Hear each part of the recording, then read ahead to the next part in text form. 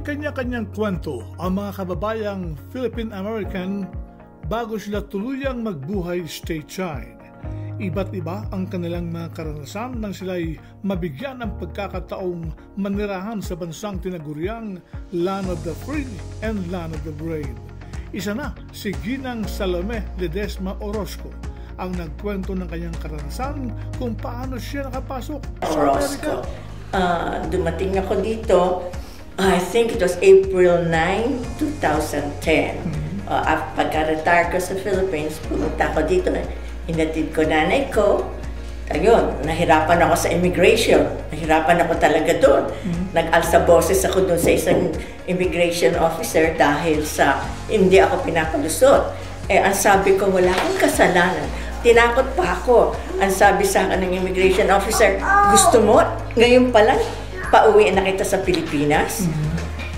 Nandilim yata ang tingin ko, tsaka nag-init ang tenga ko. Sinigawan ko rin siya. Ang sabi ko sa kanya, ilang beses na ako pumupunta sa Amerika.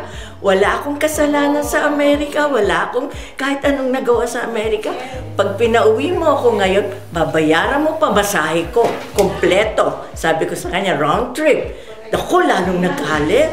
Ang sabi sa akin, o sige, I'll just give you a week.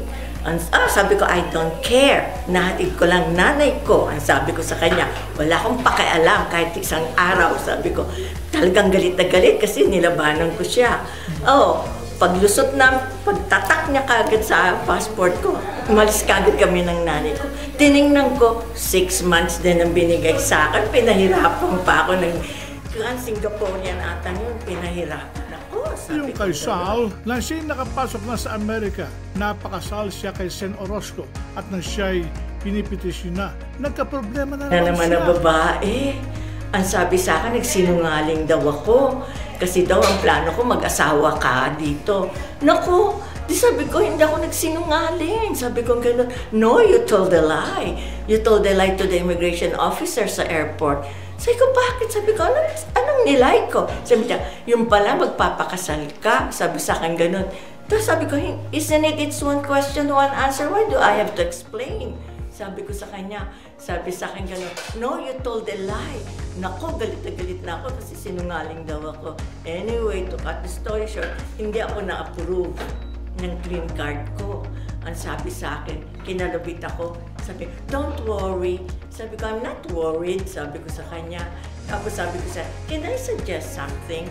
Sabi niya, okay, what? Sabi ko, okay, when? Sabi ko, single ladies, widower, have a meeting, tell all the immigration of the US. Sabi ko sa airport, tanungin niyo kung mag-aasawa para alam niyo kagad kung mag-aasawa o hindi. Sabi ko gano'n. Tapos may okay. Wala rin. After a week, dumating na ang green card ko. Ngayon, sabi ko nga, well, nung una, nandito ako, hindi ko gustong Amerika.